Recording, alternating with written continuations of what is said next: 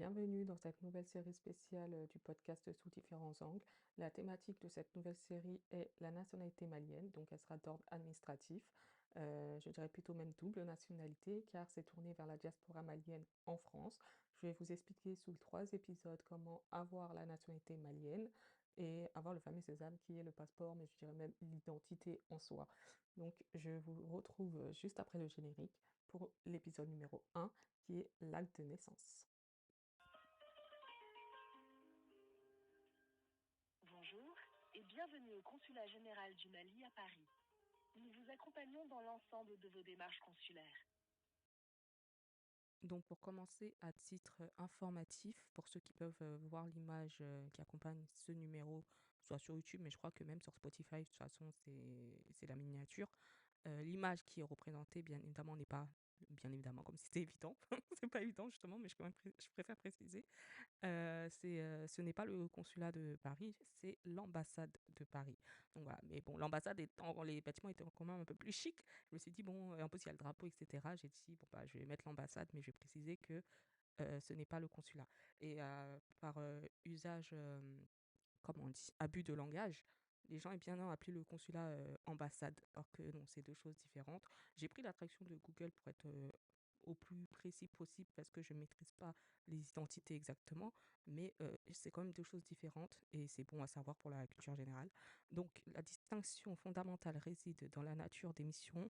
L'ambassade assure principalement les fonctions diplomatiques et politiques entre États, donc je pense que c'est plus tout ce qui est géré par les 2 États, en fait, concerne l'ambassade.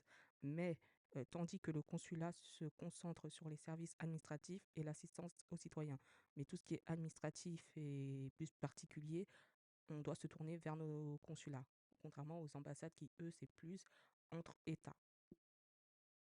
Donc ça, c'était dans un premier temps et dans un second temps aussi, je voulais bien informer et bien préciser que je ne travaille pas du tout pour et avec, enfin, au consulat du Mali, tout simplement et voilà. Mais j'ai quand même voulu faire cette série spéciale parce que je trouve que c'est intéressant et important, bah, d'accompagner un peu les gens, pour poser des questions parce que même moi, j'ai été à gauche, à droite et cetera. Bon, heureusement, moi, j'ai mes parents, alhamdoulilah, donc j'ai pu avoir tous les documents, toutes les infos quand j'avais une question et tout ça, savoir comment ça se passe, les démarches administratives au consulat, entre guillemets, les démarches administratives africaines, où se trouve le consulat, comment m'y rendre et cetera. J'ai pu leur poser des questions, donc j'ai été accompagnée à ce niveau-là, pour savoir un peu comment ça se passe. J'avais mes frères et sœurs qui étaient déjà allés, donc j'ai pour me rassurer quelque part en mode, «Bon, je dois aller où? Je dois faire quoi et tout?» Voilà, avoir plus d'infos. J'ai quand même été accompagnée, mais j'avais beaucoup d'interrogations, donc pour ceux qui n'ont pas cette chance-là, bah, j'espère que cette série spéciale pourra vous accompagner, vous être utile et vous aider.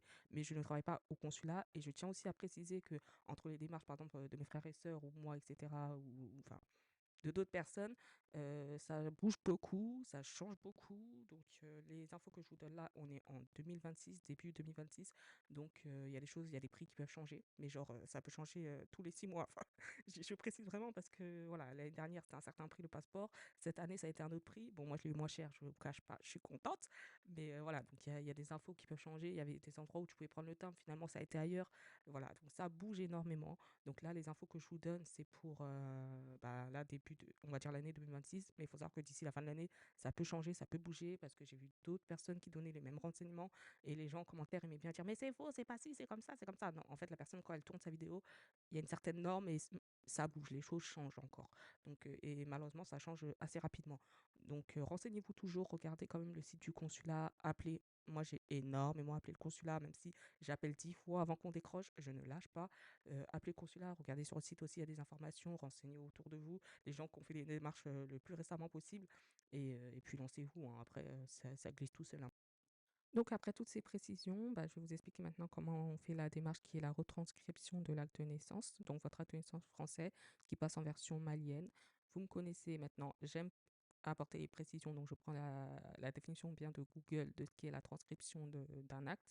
Donc la transcription est l'opération par laquelle un officier de l'état civil reporte sur ses registres un acte de l'état civil reçu ailleurs que dans sa circonscription ou une décision judiciaire relative à l'état civil. Donc, vous allez faire la demande de votre acte de naissance intégral français.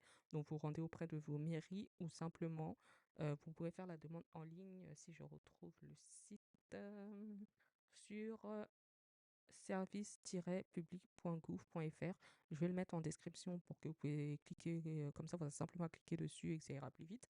Donc, faire la demande, vous renseignez tous vos renseignements, vous renseignez le formulaire et la mairie de votre commune de naissance va vous envoyer par voie postale votre acte de naissance intégral. Bon, j'ai utilisé plusieurs fois cette plateforme, j'ai toujours reçu mes actes de naissance très rapidement, donc il n'y a pas de problème.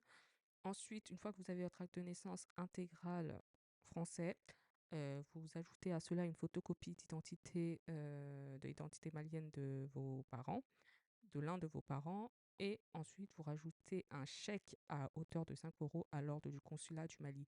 Aujourd'hui, c'est 5 euros. Hier, par exemple, c'était 4 euros. Donc, comme je vous dis, on est en début 2026. Aujourd'hui, c'est 5 euros. Plus tard, demain, je ne sais pas, ça sera combien. Donc, à chaque fois, avant de renseigner et de faire le chèque, prenez quand même les informations, hein, et soyez toujours sûr que c'est toujours à 5 euros ou soit pas un autre montant pour éviter tout simplement un rejet ou je sais pas. Voilà. Donc, renseignez-vous toujours sur le montant du chèque à remplir. Mais aujourd'hui, le chèque est à 5 euros. Donc voilà, donc je récapitule les documents à fournir. Donc la photocopie de la carte d'identité malienne de l'un de vos parents, votre acte de naissance intégral, donc l'original. De toute façon, vous pouvez toujours en redemander plusieurs jusqu'à comme vous voulez. Donc lui, l'original de votre acte de naissance intégral et le chèque à 5 euros à l'ordre du consulat du Mali. Donc vous envoyez, vous timbrez le timbre bien évidemment, vous timbrez le courrier, la lettre, et vous mettez à l'adresse du coup du consulat de votre région. Bon, moi je parle pour Paris parce que je suis parisienne, mais à l'ordre de votre du consulat de votre région. Et vous envoyez tout ça. Moi, personnellement, j'avoue, j'ai juste envoyé comme ça, mais je trouve que ça fait toujours mieux d'envoyer une lettre d'accompagnement, quoi, qui explique la démarche, pourquoi vous envoyez ces documents, etc. Je dirais que c'est pas obligatoire parce que je l'ai perso, je l'ai pas fait et j'ai quand même eu mon document, mais voilà, si vous voulez le faire, c'est un plus. Et le délai du coup de la démarche, une fois que vous avez posté tout ça, c'est un mois. Moi, on m'avait dit un mois et personnellement, moi, ils ont respecté les un mois. En un mois, dans ma boîte aux lettres, j'ai reçu la retranscription de mon acte de naissance. Donc, j'avais mon acte de naissance en version malienne. Mais je ne m'engage pas du tout sur les délais du consulat. Si vous avez de la chance, ça permet beaucoup plus vite. Sinon, ça peut prendre beaucoup plus de temps. Et si ça prend beaucoup plus de temps, n'hésitez pas à les contacter, même à vous déplacer pour savoir ce qu'il en est de votre démarche. Et donc voilà. Et sinon, vous pouvez aller le faire sur place. Mais moi, personnellement, je l'ai fait à distance. Je l'ai envoyé par voie postale. Et j'ai reçu mon acte de naissance au retour. Voilà. Donc j'espère que ça vous aidera, que c'est assez clair pour vous et que vous pourrez faire votre première démarche qui est la retranscription de votre acte de naissance français en acte de naissance malien. Et ce document, une fois que vous l'avez, c'est à partir de ce moment-là que vous allez pouvoir faire les prochaines étapes, qui est d'aller faire son enrôlement et d'aller faire sa demande de fiche NINA, qui est d'identité nationale, avoir votre numéro d'identité nationale pour avoir votre identité malienne, tout simplement. Et après, par la suite, avec ça aussi, vous pourrez aller faire votre passeport. Mais ça, ce sera pour les prochains épisodes. Donc voilà, chers compatriotes, bye bye. Attendez, attendez, attendez, avant de quitter la vidéo. Là, on est un autre jour. Bon, vous pouvez pas le voir parce que c'est qu'une image que vous voyez, vous ne me voyez pas en vidéo. Mais en fait, j'avais oublié un document important aussi à ajouter donc, dans les documents à fournir. C'est le justificatif de domicile. Donc, je vais vous redire les documents importants à voir, mais je vais aussi l'indiquer en description, histoire que vraiment, vraiment, vous n'oubliez aucun document lorsque vous l'envoyez par voie postale. Donc, il faut l'acte de naissance français intégral, la photocopie d'identité de l'un de vos parents, un chèque de 5 euros à l'ordre du consulat, un justificatif de domicile, et tout ça envoyé par voie postale au consulat de votre région. Et ça peut aussi se faire sur place, hein, voilà. Mais moi, je connais par voie postale, donc je vous dis que vous pouvez le faire par voie postale. Voilà, à la prochaine.